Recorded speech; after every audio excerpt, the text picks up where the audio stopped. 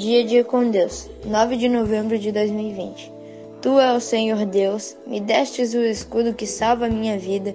O teu cuidado me tem feito prosperar e o teu poder me tem sustentado.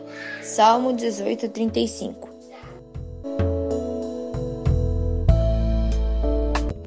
Senhor meu Deus, nosso Pai, Deus, abençoa cada criança de Curitiba, Pai. Abençoa as tias da UIATSE, Pai. Abençoa a tia Adra, abençoa a tia Regi, Pai. Abençoa cada tia que cuidou das crianças de Curitiba, Pai. Abençoa as mães que não peguem coronavírus, Pai. Abençoa as crianças que não peguem coronavírus, Pai.